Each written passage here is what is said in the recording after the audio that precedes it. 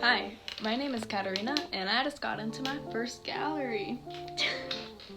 I was vending at an art show, and somebody came up to my booth and told me about a gallery that was like right down the street. So after my event was over, I went and I checked out the gallery, which is the Lakes Region Art Association Gallery at the Tanger Outlets in Tilton. So I spoke with one of the members of the Art Association who told me that in order to get a wall of the gallery, you need to become a member of the association and then pay a monthly fee to have your spot, and you also have to be juried in. So from there, I went home and I sat on it for a while. I'm like, I don't know if I want to become a member, if I don't get in, if I'm going to use all of the benefits of being a member, a lot of things. After about a week of sitting on it, I went and I applied and I became a member, and the president gave me a call later that day and told me about an art exhibit that was about 2 weeks out from the time that I became a member. So in this art exhibit, you can have up to 3 pieces, and they all need to be professionally hung and framed. But at the time, I really didn't have that much work that was gallery quality. I knew that I could create work to sell there, but I needed to get to it basically, because I had about 2 weeks and I was honestly really stressed out about it. I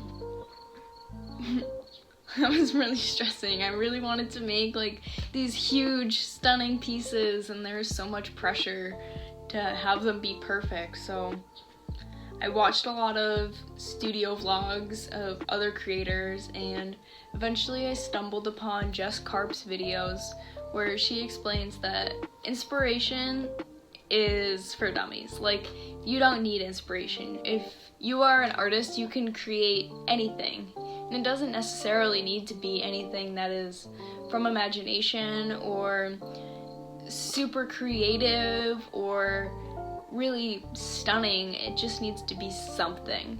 So I sat down on my floor with my sketchbook and I sketched out a few things that I had sitting around in my camera roll, and I wasn't really feeling any of them. And I finally got around to painting it.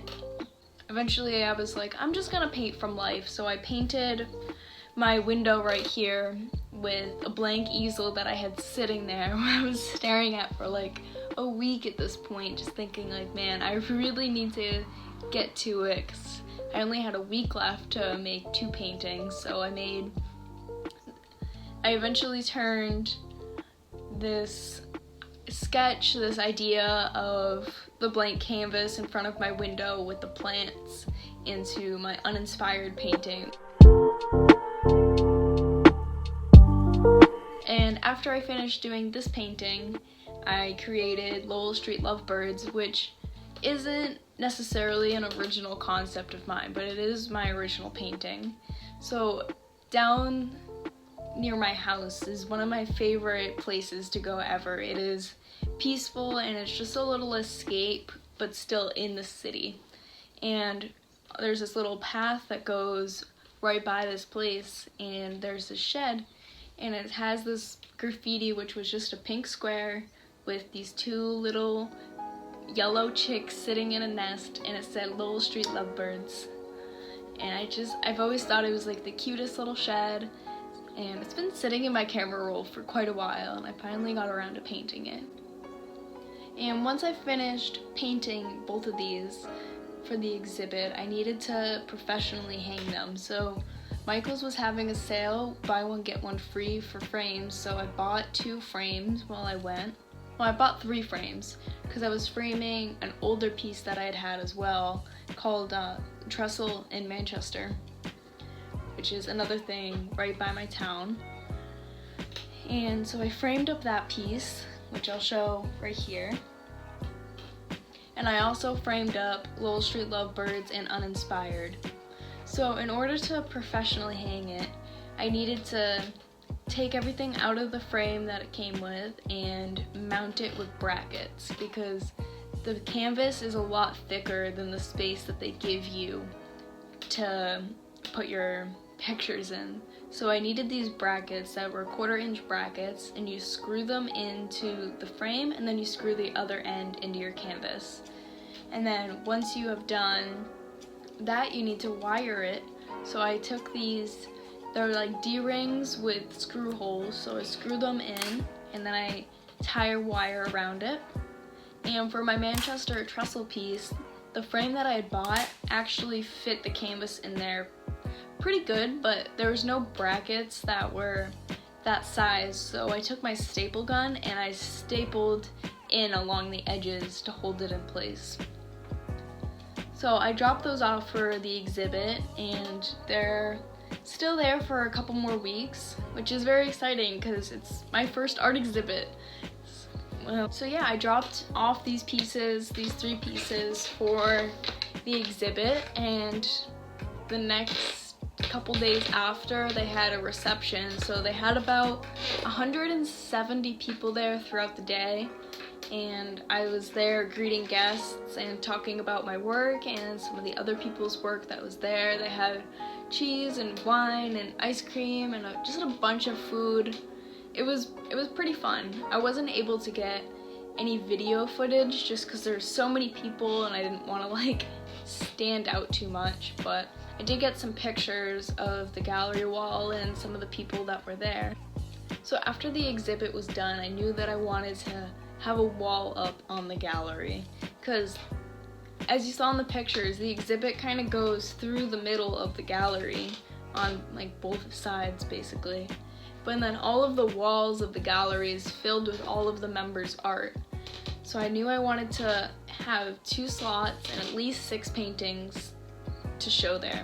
So I had 3 paintings that I felt were quality enough to frame. So I went to an antique store and I went through every single frame that they had there, and I found I don't know, I'd say about 7 frames that I really liked. And then a few of the frames I had to get custom matting, or I needed to buy a separate frame because I didn't have that specific size that I needed. So I framed up the other 3 pieces. So the first one is Pinkham Notch, New Hampshire, which over on like the left side, that taller mountain, is the base of Mount Washington. And it's like a little bog with some water and a beaver dam in there. The next piece I did is one that I did this summer, which is in Goffstown, New Hampshire, of the rail trail. And they had these pine trees in the back and the power line. And then the last one that I had framed that I had already had was Fairbrook State Park in New Hampshire. So it's just a little brook that reflects the trees and the sky around it. So then I had to make a few more paintings. There was no like set limit on how many paintings you could or could not have, but I knew that I wanted to have a full wall. I didn't want my wall to be empty. So I made 3 more paintings, and I started with Maidstone Lake, Vermont, which I'll show the process of me painting that because I got some footage of that. But it's from a trip that me and my family went on for about a week, and it was right on the lake, and they had the most beautiful sunsets, so I was able to capture one of those in this painting. I also found this stunning frame for it, which I'll show at the end.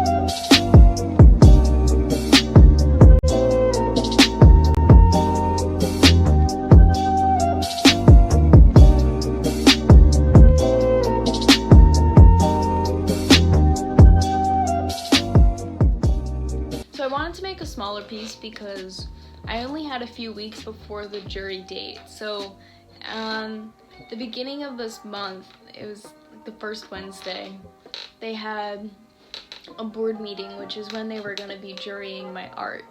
So I had until then to make a bunch of paintings that were quality enough and also frame them and all of that. So I made this smaller piece, which is Black Eyed Susans, and I'll show that here. I didn't actually get a video of me painting it, but I got a video of me painting the sketch in gouache, and then a little progress video of sketch versus painting.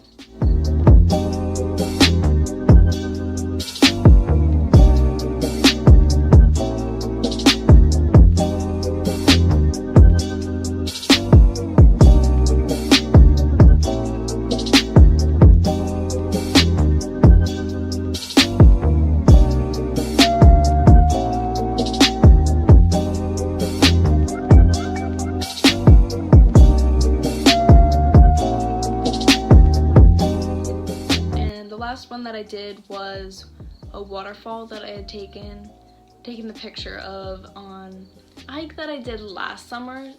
So it's been sitting in my camera roll for a little while. This isn't my favorite piece. I struggled a lot creating the rocks, and just the lighting was weird, and trying to capture running water is very hard. I've noticed a lot about my paintings is the pictures that I'm referencing are not that good.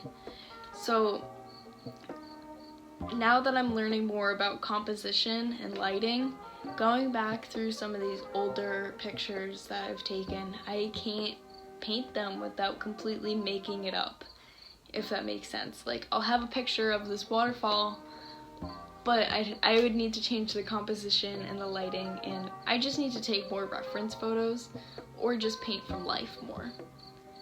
But that's future projects, you know? So yeah, I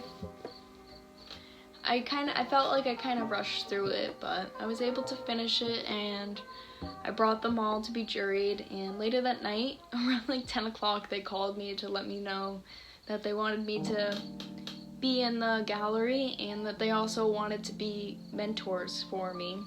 So part of being in the gallery, you have to work there for 12 hours every single month, which isn't that bad because it's actually a studio space as well.